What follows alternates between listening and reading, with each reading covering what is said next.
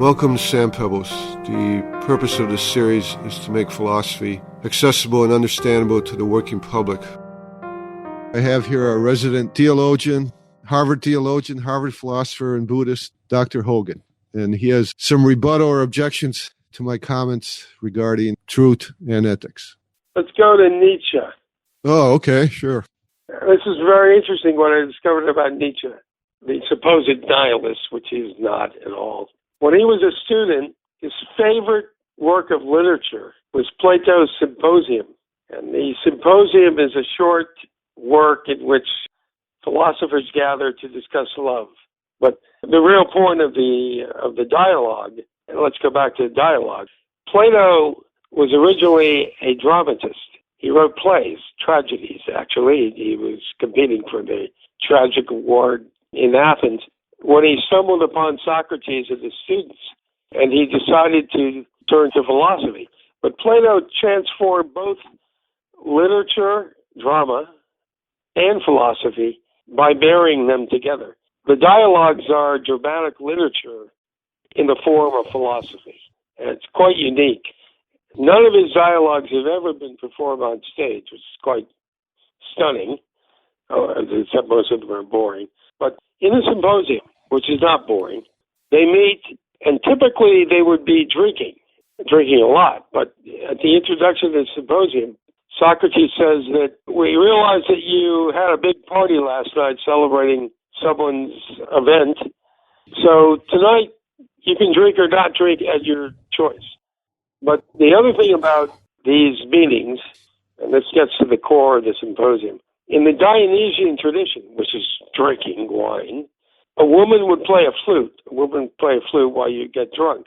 And Socrates dismissed the flutist. The woman was told to leave.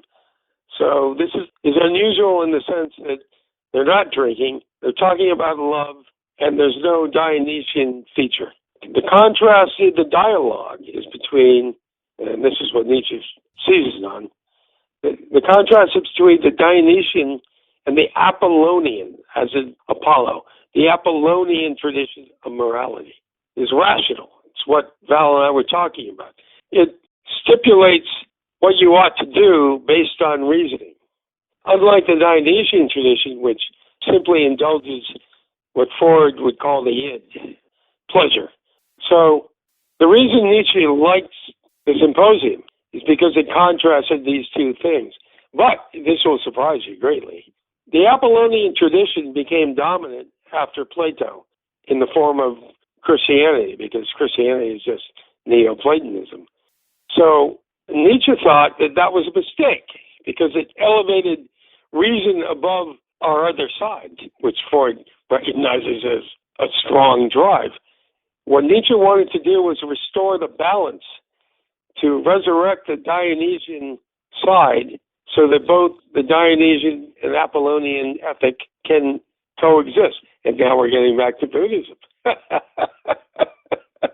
Both a negation can exist both at the same time. Well, actually, I think I agree with you on that. I mean, that's the whole point of existentialism. I mean, you can make the leap of faith to rationalism, to Christianity, or even, it doesn't have to be Christianity, but in the face of a random, arbitrary, meaningless universe, you can make the leap of faith into a rational universe.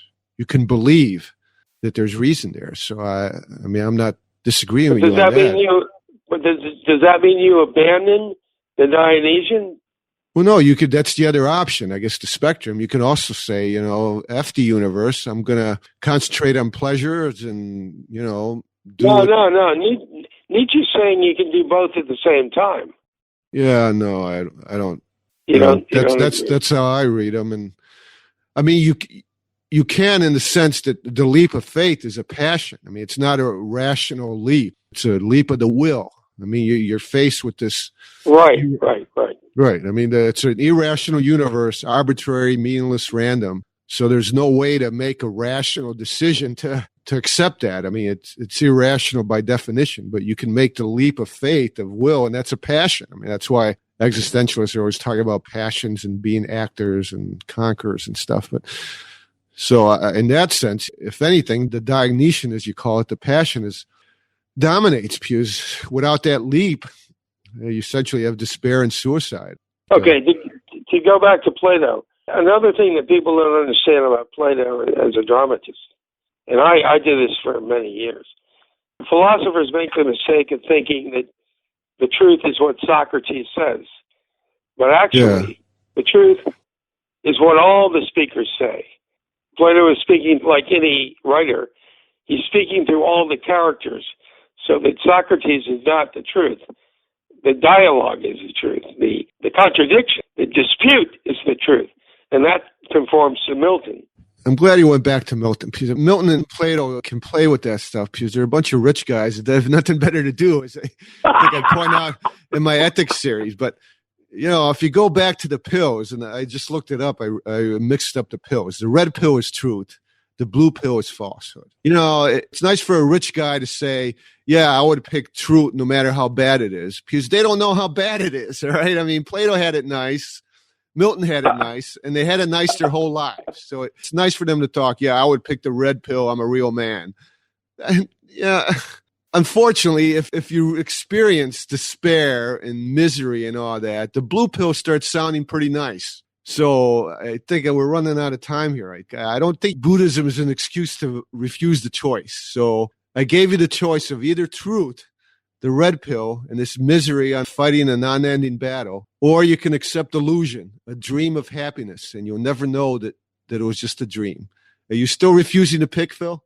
Yes, and when we come back, we'll discuss them all.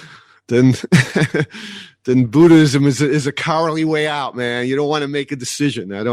You're kind of proving my point in a way. I don't know.